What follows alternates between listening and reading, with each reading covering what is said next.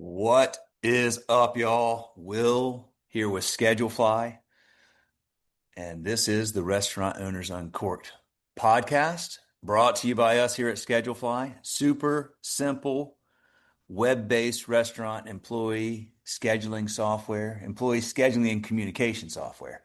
And it is backed up by legendary customer service. My personal cell phone is on our website on 3 pages. 18 years into this business, it's still there. And to this day, if you call, you will get on my flip phone, or you can text me.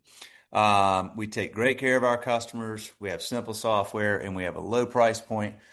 Because we're not venture backed or owned by private equity, we've been able to keep our prices low and affordable, which is particularly relevant in today's market. So if you are on pencil and paper or Excel, make life easier for you, for your team, for your employees who do not want to get an email with an Excel spreadsheet screenshot attached to it to know when they're working. Save time on scheduling and communication, get rid of all the fire drills when somebody calls out. We have a 30-day free trial. Anytime you want, sign up, call me, text me. We can talk about it. And we have a simple monthly subscription software. That's it, y'all. If you're on another software, maybe you love it. Maybe you're paying a lot of money for a lot of bells and whistles that you don't need. And again, call me anytime. I can talk about kind of how we fit into the whole world of restaurant scheduling software. So that is enough about Schedulefly, schedulefly.com. Let's get into Restaurant Owners Uncorked, episode number 600 and something. I don't know where we are now, but it's been a lot of them, 15 years of them. And I am really excited to have Nicholas Wickes on here today. I've gotten to know Nicholas over the last year and has, really this is a wonderful story. One of my favorite types of entrepreneur stories in Schedulefly is kind of like this too, is somebody who has a business and has a problem, solves that problem for him or herself, and then realizes a lot of other people have that same problem and then turns that into another business. And that's kind of what Check This Out came from. And we'll get into Check This Out and what that is. And we'll also get into Nicholas owning a restaurant. And Nicholas has a full plate. So I appreciate you taking the time to do this today, my man. You too, Will. Yeah, this is we've talked about doing this for a while, and I know how busy you are. You have lots of really amazing guests on your podcast. I love listening to your episodes, and so it's an honor to be here with you talking restaurants and hospitality today. Well, I am like so jacked about Check This Out, and we're going to get into that in a minute because it's simple and it works and it puts butts in seats, which is what every restaurant owner is thinking about right now. So Yeah. I want to, but I want to start, as I said, I always like to start with where and when did your hospitality journey begin? Well, I think like a lot of folks, the hospitality industry is a gateway, job. It's a gateway to to a career for a lot of folks, or just to getting in the workforce. And that's why it's such a critical industry for our country, and and the world. I mean, it's a business of people serving other people, and the customers are sitting around. Generally, it's they're with other folks, and it's people connecting and breaking bread together, right? So humans coming together, having amazing food and fantastic conversations. And so it's, a lot of folks start out. And so my introduction to hospitality was, if I remember correctly, probably through my brothers, and probably hearing them tell stories. We spent our summers in Vermont, so with my grandparents, and at the time, not to go too far back into um, you know, my story, but I grew up in London, spent my summers in Vermont, and both my brothers worked at a restaurant called Ye Olde Tavern in Oh, Manchester, that's Vermont. awesome. Right? It's this Revolutionary War era kind of building. I mean, there's a lot of that on the East Coast and in New England, certainly, and And they both worked there. And so I heard about them talking about, being in the dish pit or serving. And I never worked for Yale Tavern, but fast forward, I don't know, 15 years or so, and I was in Colorado, and I was, you know, being a really, really good ski bum. I was excelling at being a ski bum. I mean, I was actually teaching skiing, but I needed to make some extra dough, and at nights, that was my first real kind of job in hospitality was serving others, was being a waiter at oh, I forget the name of the restaurant, but it was in Snowmass. And it was just such an eye-opening experience. I mean, my whole life then was about teaching and hospitality and teaching in recreation, right? But also like customer service is a huge part of teaching skiing or just teaching in general, right? So you gotta come to the table or whatever the activity is with empathy. You got to have the voice of the customer in your head, or the voice of your student.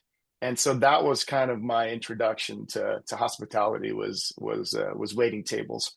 And yeah, never in a million years did I think I would come back around to be in that industry. But here we are. That's kind of how life Dude. goes. Oh man. Okay, so I want to unpack a few things here. So you were, how many years ago was this that you were doing this? Oh, this was in 90, so almost 30 years ago. Okay, So so yeah. were you like right out of college? Yeah, right out of college. Yeah, I spent 2 years living in Colorado, in Aspen and Snowmass, and thought I wanted to be a stockbroker. Didn't do that very well. Basically, failed, in that career, and fortunately, just ended up teaching skiing for a couple of years and waiting tables the second year. So that's what I did for my first 2 years out of college. I know my So I know my parents and grandparents were super psyched that that's what I did with my education. listen, man, I felt so bad for them. you're the dude that I wanted to be and didn't have the guts to be because I got out of college. I love skiing, man. Like I would ski every day of the year if I could, right? Mm, Uh, love it. And I got out of college, and my thought was I want to go to Park City, and I want to be a ski instructor and like mm. a bartender. There you go. And all my friends had like real jobs, and they were going into finance or they were going to law school, and I was like, God, am I going to be that guy? And so I had this job offer at Nations Bank. This is in Charlotte, right? Yeah, To be Nations Bank, now B of A. And I was like, heart or head, heart or head. And I went, head, I should grow up and follow my head. Man, like it all worked out great. I'm happy as it did. like it Yeah, worked out really well. But I have told my kids, I'm like, hey, if you get done with college and you're like heart head and you want to go spend some years like following your heart, freaking do it because you'll be just fine. Like, it'll right. all work out, right? Like, Yeah. but I'm jealous that you did that. So you got to do the thing. So, and then here we both sit with restaurant technology software Right. systems, all these years later. Well, Maybe it was destined to happen, regardless of what decision we had made, that's almost 30 years ago. We were, I don't know, who knows about that kind of thing, but it's your kids are fortunate that you were able to, make the decision that you did and then, maybe teach them otherwise, right? yep. Yep. I Kind mean, of no pass regrets. on that Like no opportunity. regrets at all. My life's worked out great. I couldn't be happier. If I'd done that, I Yeah, wouldn't have met my wife and wouldn't have these kids. So, but there you go. um, I had, so just back me up a little bit. You grew up in England, in London? Yeah, I did. I mean, can't you tell by my I was gonna accent? say like there's zero, like I would have never guessed. Like you retain no accent, it sounds like this discernible. Right? It's kind of funky when my family gets together. I have two older brothers and a younger sister, and two of us have American accents and two of us have English accents. That is really And right, my two older brothers were born in Philadelphia, but one of them has spent more time in the US, and our oldest has been in London for most of his life. And then my sister and I were born in London, but I came over to the States when I was 9 to just outside Manhattan, lived there. My family was there for 10 years. But my sister stuck around in the UK, or she came over with us, but then she went back to the UK for high school and most of her career. So she speaks the Queen's. Two of us speak the Queen's English, and the other two are colonials. There you go. In honor of my passport, that says that I'm a subject of. Actually, it's an old passport, so the subject of the of Her Majesty. Um, but yeah, it's a trip. But my grandparents lived in Vermont. They had a place up there for 50 years, and so it was just such a breath of fresh air to whether I was coming over from the UK or living in New York, just going up to the Green Mountains of Vermont and just having lots and lots of space and just time. Way too much, way more boredom than any kid ever wants. But it turns out that boredom is kind of the kind of feeds our imagination. So Yeah. where we come up with so many of our ideas, good or bad, right? Yeah. So that Absolutely. was, yeah, Absolutely. Well, you learned a lot. It's interesting because you talk about being a ski instructor and just, but being present and intentional and, understanding the customer. I mean, that's really what hospitality is, right? It's like making people feel welcome. right. And it's why, I mean, we need more of it in every industry. It's why Will Guidara's book, Unreasonable Hospitality is like, do you know that book? Yeah, I've heard of it. I haven't read it, but I have I heard of it. mean, it's all over the place now. My friend's wife works at a doctor's office and they're reading it. Like, because Hmm. hospitality can be applied in any business and should be, and the bar is really low for that now, unfortunately. Like really Right. most of our economy and most sectors. But so you did your thing there, got your experience waiting tables, serving people, and everything else. And then, where was the time frame between then and then opening your first restaurant? What were you doing? Yeah, well, I like the way you say your first restaurant. Boy, are you trying to you're trying to put me 6 feet under sooner than my kids are. I tell you what, it is addictive, and we do, my partners and I at Feast, we do talk about opening up subsequent restaurants. But before even the first one, I like to joke that I retired from teaching skiing and got into enterprise software, right? Because teaching skiing is just such a moneymaker. But it was one of those things where I wanted to get out and see the world and try my hand at a different industry, and that industry turned out to be IT. And so I moved from Colorado back to London, lived there for 3 years, and that's where that was kind of the beginning of my journey working for or having clients who were in IT and bio pharmaceutical and pharmaceutical companies. So my career for a couple of decades, or yeah, a couple of decades, I guess, was with Fortune 250 companies like NCR, Bayer Healthcare, Novartis, Chiron, those kind of folks, and really got to understand the whole software development lifecycle. So I ended up focusing and training on the QA side. So I'm a software quality engineer by training, um, and had a blast, and really discovered a side of business and a tool set that really resonated. That I didn't study in college. I kind of wish, I had. I mean, regrets are futile, but it would have been a fun thing to have studied intensely in college. I ended up studying it after, while I was in the field, if you will, working on projects. And the first project that I worked for after I moved from London working for NCR, I was thrown into an SAP implementation at Bayer Healthcare, and that was a lot of fun. That was super intense, but it was incredible experience. That's an ERP system. It's a behemoth, multi-site. And it was just really fun to learn from the pros, learn from the consultants that they had hired, and to really have the opportunity to kind of to dive as deep as I wanted to go. And it ended up being, where I kind of hung my hat and spent a lot of time, and then went from SAP implementation to helping.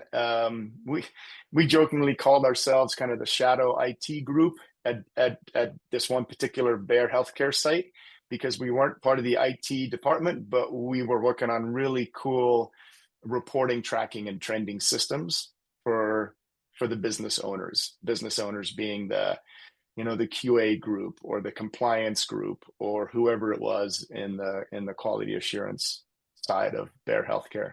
And so that was really fun. We were super nimble. We weren't really, constrained. I was learning on the fly. I was taking exams and studying at night, going and getting certificates at Berkeley, and just really kind of cutting my teeth on how to build a system that actually delivers what end users ask for, right? So Mm. delivering, ultimately, when I went out and built my own consulting business, delivering bang for buck, making sure that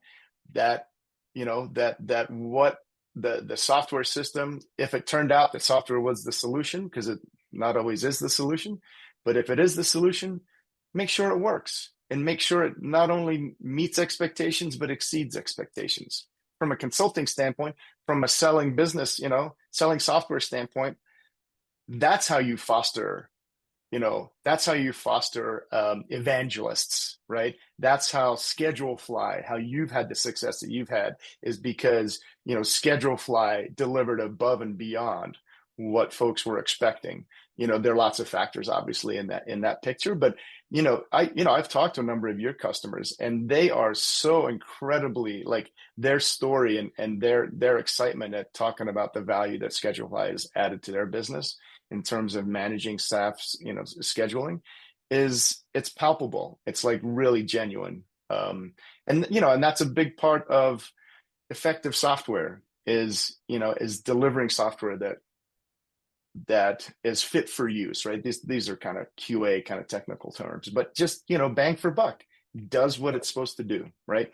As simply as possible. That's another kind of key component. Huge piece. Yeah. Absolutely. Okay. So yeah, so that was, that's a long answer to your question in terms of filling the gap between teaching skiing and becoming a restaurateur. Is that I was,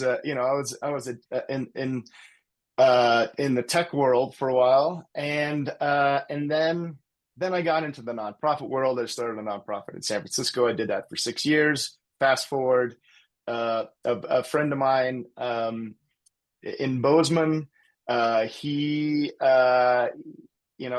got to know him pretty early on when I moved to Bozeman in 2008. And he actually catered my first and only ex-wife's wedding. And so I got to know his chops, literally and figuratively, from day one of my time here in Montana, in Southwest Montana. And it's that same guy that I like to say that he wouldn't shut up about, opening up his own restaurant. And he was just bugging me the whole time. But to be honest, I was just curious. I was just like, this guy's super talented. It's an interesting business. I'd love to see where he goes. And so we just kept in touch. And, you and I, before, when we first connected this morning, we were talking about, flowing like water. And this is kind of how the relationship kind of developed, is that he was building his skills that he needed, and I was building the skills that I needed. And at the right time, he was able to, we came together with some other folks, some other partners, and it was just the right, clearly defined problem in Bozeman in terms of no fine dining, or no fine eating, as we like to call it. No fine eating, the right people with the right product, right? I kind of put, successful early businesses, they're the 3 Ps that they got to satisfy, right? If I'm talking to, if I'm an investor, if I'm talking to an entrepreneur, right? They got to have a clearly defined problem, good people, and a solid product. And we did. And it took, for 5 years of just kind of like getting our ducks in a row and getting to the right time. So not forcing it, not building us, a solution chasing a problem, but letting the marketplace kind of tell us whether or not there was going to be a fit, right?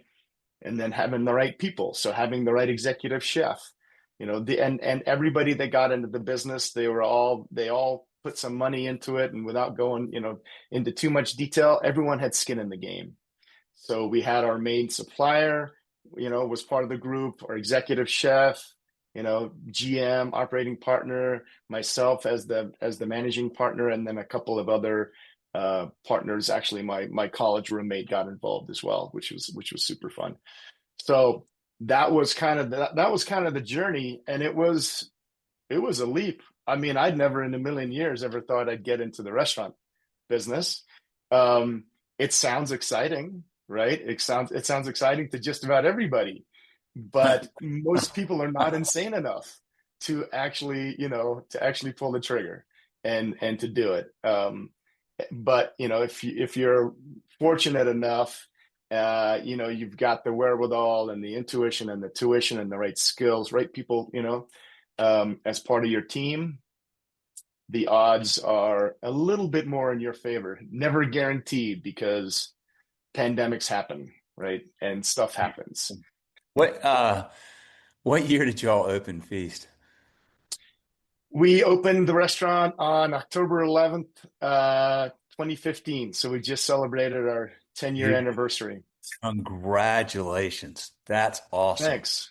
Well, Yeah, that's it's interesting because I always hear like getting through obviously the first year, but then like the first 5 years, like that's really challenging. So you got through 5 years. I mean, you were 4.5 years when COVID hit. Um, yeah. and then, Yep. okay. So, well, It's the dude, it's the first yeah, it's the first year, right? And this applies to most businesses, right? It's that first year that if you can get over that hurdle, anywhere from 60 to 80%, depending on the industry, go out of business in the first year. For restaurants, it's kind of right in that window. First 3 years, it's the 3 year, 5 year, you're right. And then the next threshold is kind of 10 years, to be quite honest, right? If concepts can stay fresh and if the marketplace is still, buying what they're selling, and lots of factors going into it. But yeah, boy, those first from 2015, the first 2 years were tough. Were really tough.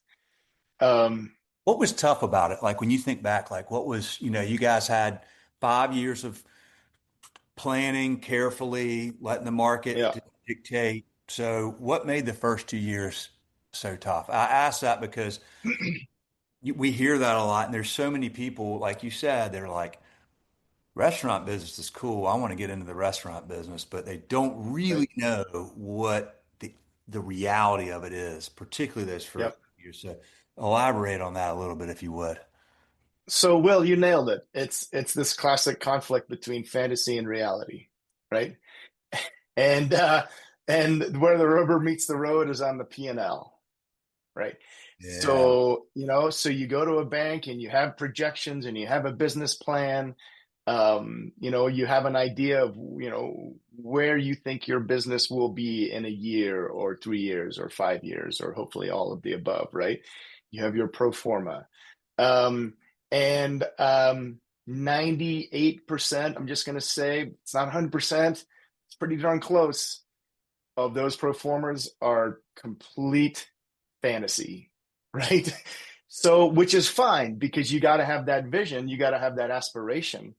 But the come to Jesus moments in the restaurant industry, they come hard and fast.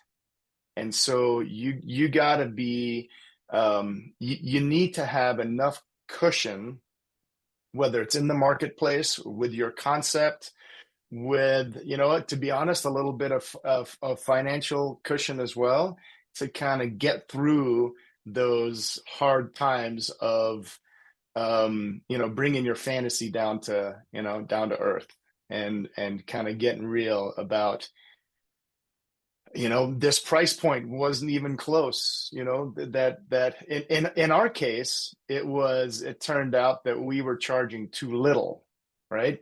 Mm. Folks charge too much, they charge too little.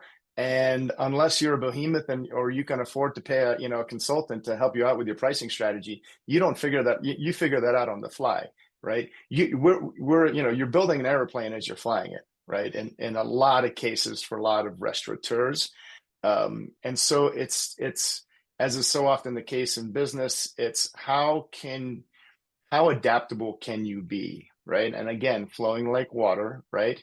Can you flow right around that rock, right? Can you keep going from to your destination, which all water flows to the sea, right? So it's just being able to kind of withstand those obstacles. For us, what enabled us to get through is that our key operators worked their butts off, right? So restaurateurs, folks who are looking to open up a restaurant, I mean, pull in people who are going to work 70, 80 hours a week, and maybe not draw a whole bunch, a whole lot of paycheck, but have put some skin in the game. If you're starting the restaurant and it's just you, give away some equity, right? That is well worth it to give a little piece for somebody else's blood, sweat, and tears to help you get through those hurdles in the first couple of years. That's what helps you kind of adapt and sustain. And then you need to just keep an eye, right? This comes back to the voice of the customer. It is not about you as a restaurateur. It is about the people that you serve. It is about the people that you employ. You work for them as the restaurant owner, as the restaurateur. You work Yes, for yes, them, yes, yes. Amen. right? Mm. So, I mean, this is there's the Japanese principle of Kaizen, right? Which is you iterate and you're, plan, do, check, act without getting kind of too geeky. There was this guy Deming, and that was his kind of cycle: plan, do, check, act, and then you iterate through that circle. But part of that is being attuned, right? Is listening and listening with humility to what your customers are saying, and none of our all of our poop stinks, right? And we just gotta recognize that if you want to be successful in that industry, and I think in general in business, you've got to come to the table as a learner, right? Mm. Not as a knowledge person, but as a learning person. Because when you get feedback from folks, that is invaluable. Like that comment card, or if you're going to use a really cool kind of review or feedback, platform like Ovation Up or some of the other really cool platforms out there. But I love Ovation. It's those tools to draw feedback, right? Objective, honest feedback from your stakeholders, being your customers and your employees. That is priceless. And then you got to do something with it. You got to you got to act on it. Yeah. But that's what helped us, right? That's what helped us get through that piece. I will just totally honestly just put it out there that we also had to double down, right? A couple of us as investors had to put a little bit more into the business. And that's just business, right? Yeah. You have your plan, you have your vision, you're starting to see some blue sky, and you just make, fortune favors the bold. That's a lovely cliche. It doesn't always work out like that. But if a lot of the other pieces are in place, then it works out, right? And it gets you over that 2-year hump. And then right at 5 years or whatever, 4.5 years, then Mother Nature kicks in with, a viral pandemic. And that just threw a wrench in the works for all of us, right, in the industry, and was super tough. But that's life, as flip as that sounds. That's just the way it goes. And so if you can kind of continue to kind of hone what you do and keep listening to what's going on around you and your customers and your employees and kind of the world around you, and kind of buckle down, right? There are those moments where you just need to, like, it's just grit, right? It's Yeah. grit, grace. Sometimes it's a mixture of the two, but there are times where it is just way more grit than grace. And it's, you just got to, do what you have to do, talking with, landlords and banks and, the restaurateurs listening, they know, they're going back and they remember those conversations, right? That they talked to every single one of their creditors, every single person that they had to cut a check to. And they were like, please, can we just hold off for a little bit? What can we do to kind of, how can you help us help you? How can you help us stay in business? Because we will get through this. We just can't pay the nut, that we've been paying over the last, we can't do that for the next 6 weeks or however long the shutdown was, right?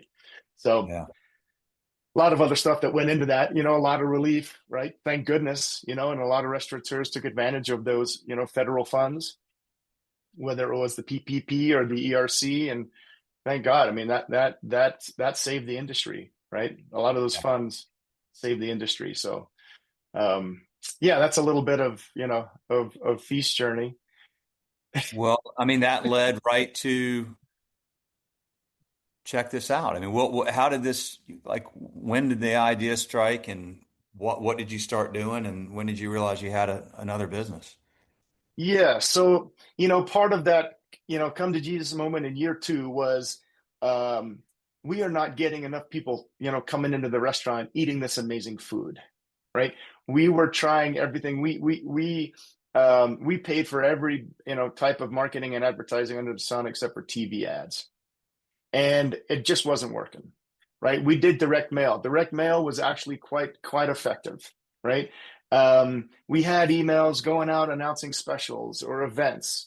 My operating partner, our GM Steve, he and I went down to Main Street during like the Sweet Pea Parade, which is in August here in Bozeman. It's a wonderful event, and we walked up and down the sidewalk during the parade, handing out $5 off, you know, discount cards, right? Just to random folks, right? And just kind of talking and doing everything that we could to get the word out there about Feast. What it came down to was I wanted a way, and this was the data kind of geek inside of me. I needed a way to attribute the effort that we were making, the money that we were spending, to revenue. It at a certain point it became asinine and just not good business for us to be spending all this money and not really know whether or not it was working. And the piece, like the kernel of the idea for check this out, was the coupons, like the discount cards that we handed out, and the mailers. And those mailers would come back, and I counted all of them. But the first, 3 years of the business, I was there. I went through all the mailers. I counted them. I matched up the ROI to the how much the whole program had cost. But the one piece of information we did not know was who brought in that mailer. Was it a new customer or was it a repeat customer? And in a business where 70% of diners do not come back, right? Then this is full service. So I'm not sure if it correlates to QSR, but 70% of customers do not come back. That means that you need to spend, and this is obviously business, right? You spend a lot of money to bring in new customers, but we didn't know. We could not attribute our marketing spend to whether or not it was bringing in new folks or, bringing in repeat business. So that kind of got me thinking about flipping the script a little bit in terms of, this is the convention in the business. I don't feel like it's working. We were starting to, do some Google, some digital ad spend, but then there was this other channel, right? SMS, that I was like, there's gotta be a way. Like, this is everybody knows how to use this. Everybody, when somebody's phone blows up with a message, it buzzes, or it's in our back pocket or a chest pocket. I want that to be because of us, right? Because of Feast sending out a message. Like, how could that work for us, right? And it was partly just kind of going down, exploring that channel. And at first, it was just a retention piece, right? It was just sending out announcements about, Feast Bistro's weekly special is, this amazing elk tenderloin dish with the Yukon Gold potatoes, et cetera, with a photo of the dish out to all of our existing diners, right? And at that point, it was, roughly 3,000 folks that we would send out those campaigns to. And the response from that was was phenomenal. It was immediate.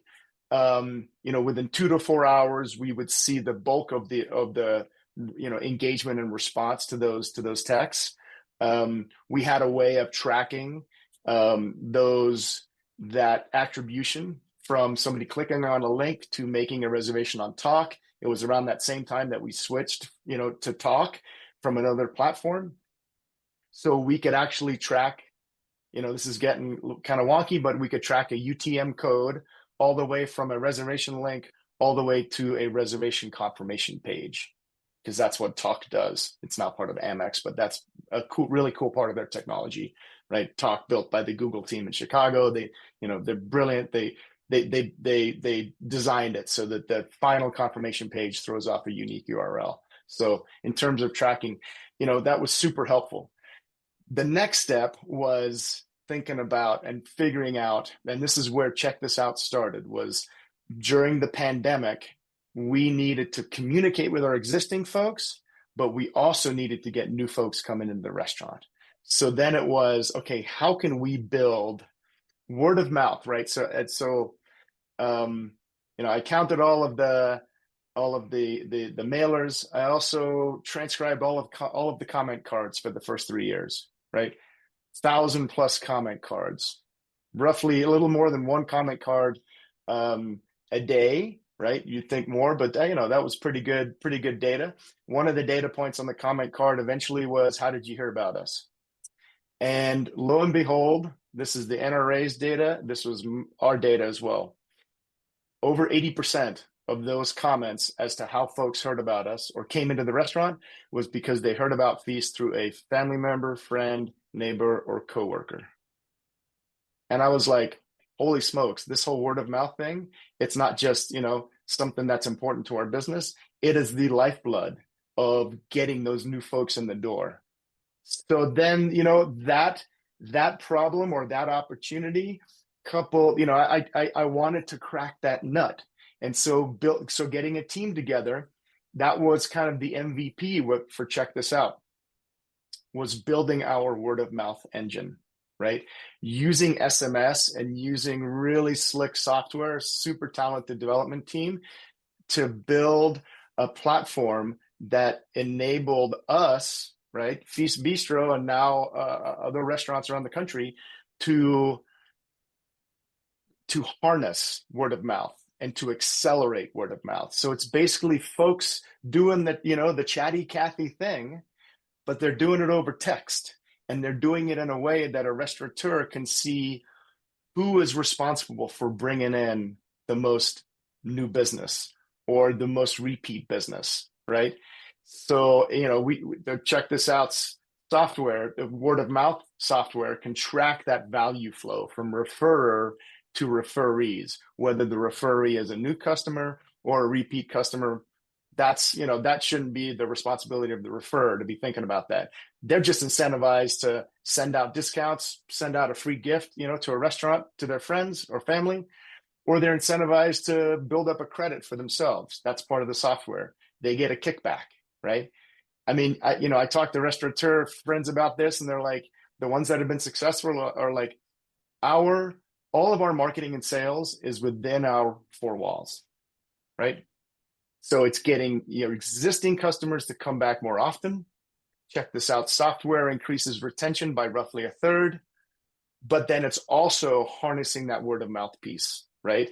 And giving them a way that they can talk about their amazing experience and the amazing food and, the fun that they had at your restaurant in a way that you can harness and you can control the timing of that conversation with discounts, with expirations on discounts.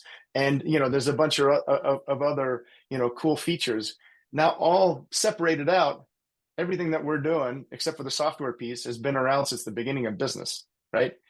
Hmm. Word of mouth, incentives, discounts with expiration dates, all that kind of stuff. None of that is new. It's just the lenses through which we're looking at it and the software that we use to put that in the power of a restaurateur's hands. Um, so that's two pieces. It's the word of mouth piece, and then it's the retention piece. And those are the two sides of Check This Out that have, I mean, hugely impacted Feast business. We have a restaurant customer whose business we helped double during the pandemic. We had about $410,000, the latest that I checked to one of our customers' top line revenue just through the SMS channel. Like, it is very surgical, it's very tactical, and I love helping other restaurateurs. I love making their lives easier to run a business so that they can do what they love to do, which is either be a magician in the kitchen or be the empath out front, the hospitality professional, right? Just making it easier to get butts and seats for them. Super So fun. I get a text from Feast telling me about braised elk and Yukon gold potatoes with a picture. So I'm like, heck yeah, I want to go. I'm going to go grab that tonight. But then in addition to that, what do I do with that? How do I refer my friends through that? Yeah. Yeah, great question. So that campaign goes out if a Check This Out customer has configured the word of mouth engine side of their Check This Out account.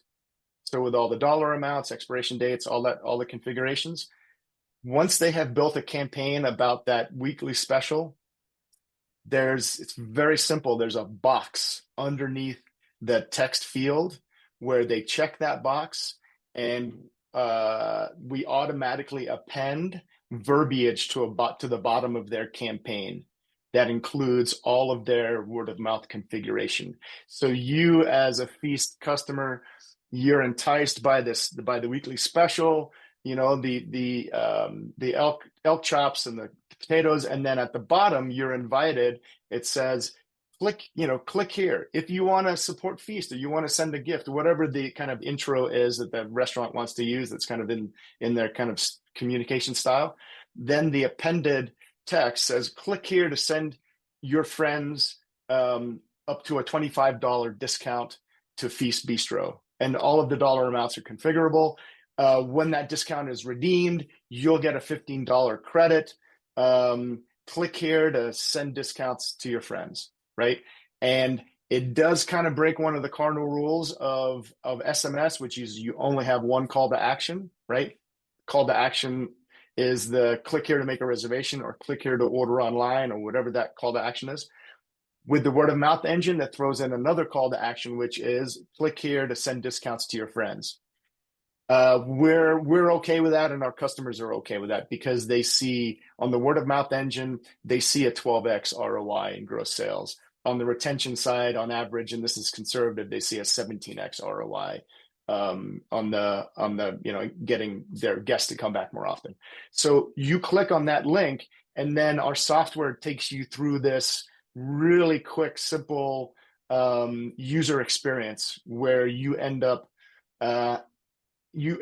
selecting folks from your address book on your phone and sending them a pre-filled out message, inviting them to sending them a discount, sending them a digital discount to a restaurant, to Feast. Gotcha. And then they activate it, and then they go into the restaurant, they redeem it. Once it's redeemed, you get your kickback, you get your referrer credit. Okay. Interesting. Interesting. And I mean, just seems so simple and effective. Um, so you turn this into a business, and Yep.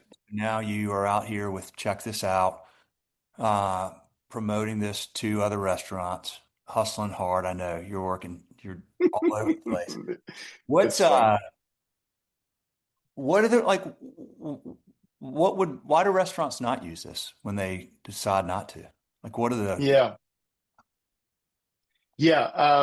I mean, that is the $64,000 question. And so, up until recently, uh, despite SMS being a 33-year-old technology, it was not kind of a go-to channel for restaurateurs to get the word out about what differentiates themselves from their competition or differentiates themselves from themselves, right? A weekly special is a totally, unique experience, maybe not over the course of the, life of the restaurant, but for the past 6 months or 9 months, right? It's something, it's a way for their customers to enjoy a different type of experience at their restaurant. Up until recently, that was not necessarily seen. A lot of restaurateurs, um, there are a lot of great channels out there. I'll just put it that way, that do have open rates and do get, butts and seats, but they don't do it as cost efficiently and effectively as the SMS channel. And so stepping out of, check this out, just that channel, from the ease of use and the end user adoption, and just the way that the channel works. There's no bells and whistles with SMS. It all, like, the value is all inherent in the content. There's no fancy formatting. You can't have, a fancy design to an SMS. So it is so incredibly simple in terms of the delivery of message, right? Um, you shouldn't have more than 450 characters in an SMS. The photo, the description, and the call to action should all show up on one screen on the end user's phone, right? There are some exceptions to that, but essentially that initial call to action to click here to make a reservation, to come in and get this dish while it lasts, right? It needs to be consumable within like a few seconds. Anything mm, longer than that, and you lose demographics. A lot of email, we still use email at Feast, and a lot of restaurants use email, but they really got to pay attention. The open rates are hugely skewed now since Apple changed how it handles personal privacy, their mail privacy policy, right? As of 2021, basically. So any message on an Apple device, any email is automatically opened, whether or not you click on that email. So that skews the open rates hugely. yeah, I talk about, on a good day, email has a 27% open rate. I've had experts in the field be like, that's not even, that's like pie in the sky, right? But even with a 20% open rate and a 25% for social media, like 25% of followers, will view a social media post. SMS has a 98% open rate, 95% within 3 minutes. So right off the bat, if you're going to spend your time, or you're going to, pay for somebody else's time to create that content, put it out there where you're going to get the most eyeballs on it. yeah, Like right from square one, right? And then it's not just eyeballs on that beautiful photo of your amazing special or your new menu item or your space fully packed, because you got an event coming up or it's a gift card giveaway or whatever it might be. You want that information to be as easily consumable as possible. It's not an email newsletter. There's rarely is there scrolling in the ideal text, that our customers send out, right? Somebody consumes it quickly because the restaurant sent out a dinner campaign between 3 and 3:30 in the afternoon, because that's when all the data shows that we make our decisions on where we're gonna go that night if we're gonna go out. And that's when our stomach juices are starting to, churn for dinner. And the restaurant sends that out. Again, a photo of the dish, description, call to action. Within 2 to 4 hours, they will see 80% of the ROI from that campaign, roughly 80%.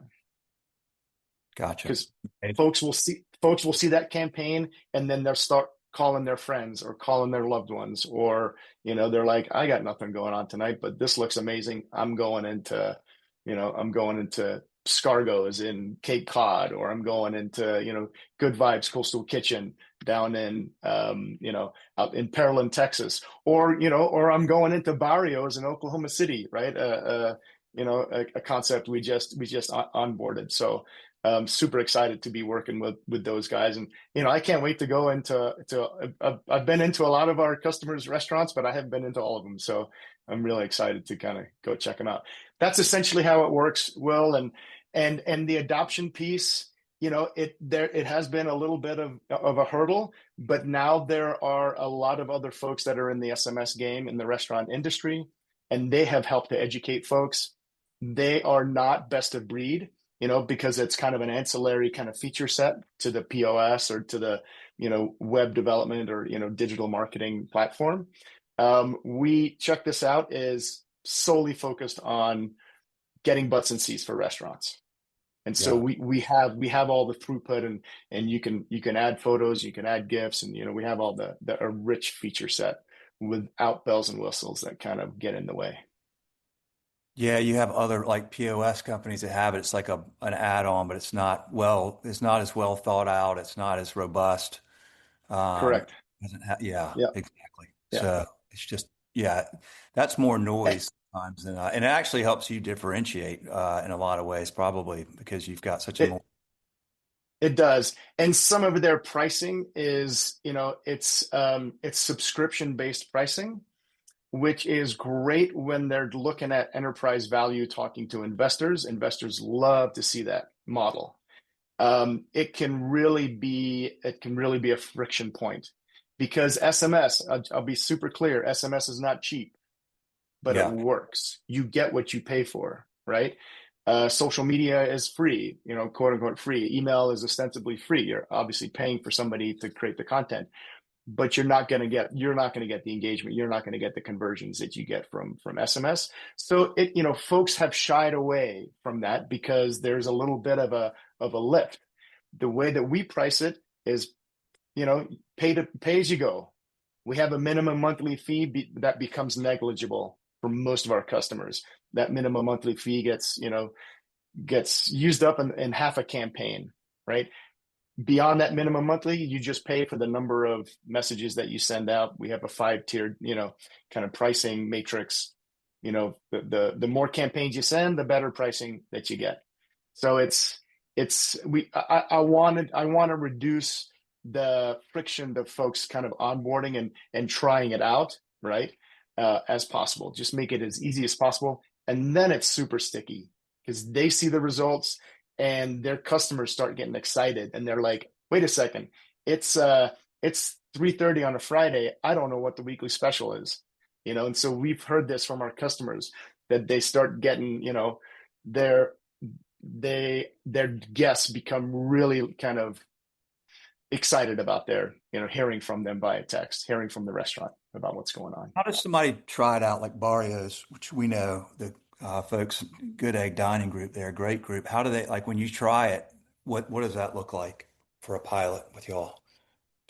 Yeah. So what that looks like is, I provided a demo for their CEO and his team, Keith's team, and then onboarding took, I mean, it literally took 30 minutes. They did not configure. They're just going with the retention piece for now. So that took 30 minutes, super easy. Then there's a verification step that we take care of. That's part of the onboarding fee. It's a $299, $299 onboarding fee. We take the time to work with the cell carriers. So every account, every business that uses that requisitions a phone number, whether it's a short code or toll-free number or 10 DLC, 10-digit phone number, they all have to be verified with the cell carriers. And so to make sure that that the business is following certain guidelines, right? And it's not malicious actors, that kind of stuff. So that takes 2 to 7 days. For Barrios, for Good Eggs, for that location, it took, I think I onboarded them on Friday and they were verified on Monday. So, and I think they're going to send out their first campaign on Thursday, right? Awesome. Tomorrow, Nice. right? Which is great. And so to be able to spin up I mean, and that's kind of the scenario that we kind of look at. And then for subsequent concepts for other restaurant groups that we work with, they've actually self-onboarded for subsequent accounts for other locations, right? We are here, myself and my sales team. We have the training docs, and we'll spend the time with you to make sure that you know the best practices for maximizing your their check this out account and the SMS channel. But if you want it, we've got help docs online. We use intercom, and so there's a little intercom icon at the bottom right of the app.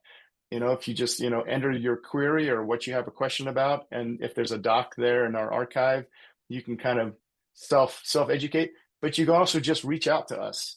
Super super simple. Just shoot me or my team an email, and so there's a little bit of hand holding, at the start if necessary.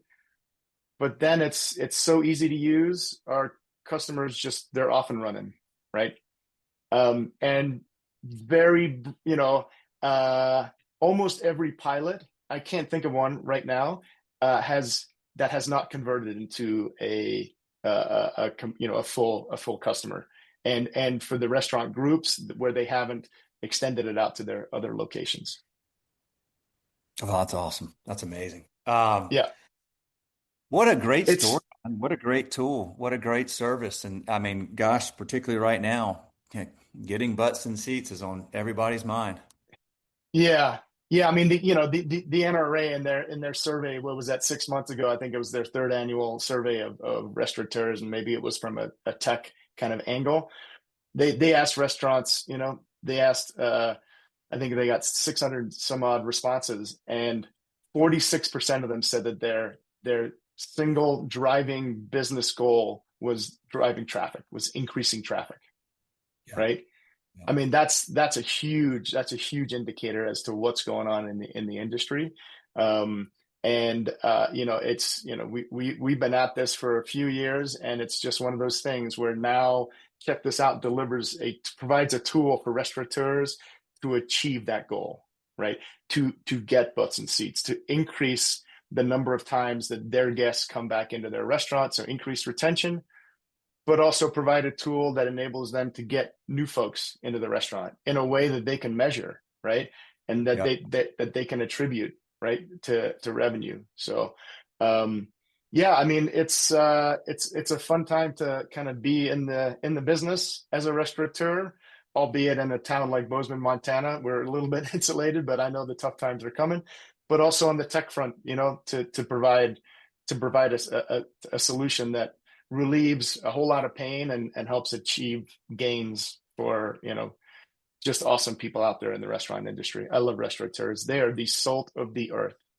Yep. um Amen. you had a guest on a while back, Pat, from Chicago, That Pat Fowler. Fowler. Yeah, right. And I remember, I think I shared this with you. One of his quotes is that restaurants are problem-making machines, and I think I might have paraphrased that a little bit. But if you're in that business, and if you're the boots on the ground, the GM or the owner operator, it is a very humbling experience. And I'm not even in the weeds, but I see it, and so they are just very hardworking, honest, passionate folks, and it's just super fun to kind of help them on their journey, help them help ease the business side of running a business for them, getting butts and seats, right? You guys got connected, didn't you? You and Pat? We did, yeah, and it's just a matter of figuring out a time. Yeah, he wants to run a pilot for his group in Chicago, and then there's another group in thanks to you guys, in Ohio, in Columbus, and then another New York group that I won't mention, but I'm on a call. I'm going to do a demo with them at 11 o'clock, so Oh, in about awesome. 30 minutes, right? Perfect. Good. Yeah, Was that through yeah, yeah, us? yep, Yeah. Oh, I know who it is. Okay, I think. yeah, Dude, yeah. that's awesome. Real, we want to send a lot more. I mean, we love what y'all are doing and believing in it and Well, feedback. thanks, Will. Oh, yeah, dude. Well, listen, I will let you get ready for that call. I want to thank you, Nicholas, for taking the time. This has been a phenomenal episode. Just give everybody your URL and let them know, how to find you. You bet. Yeah, checkthisout.io. Just as it sounds, checkthisout.io. My email is Nicholas, Nicholas at checkthisout.io. Reach out to me personally. I'd love to chat. I'd love to hear, restaurateurs' stories.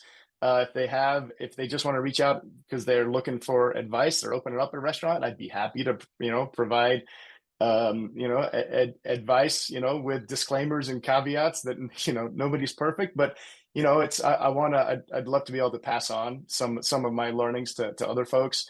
And if folks are interested in check this out, then we can go down that road and I can, we can help you get butts and seats. It's plain and simple. That's what we do. So I'd love to hear from folks. And I really appreciate, Will, your time and the opportunity to be here. This has been super fun. I love chatting with you. Fantastic. Absolutely. Yeah. Thank you all for Yep. listening.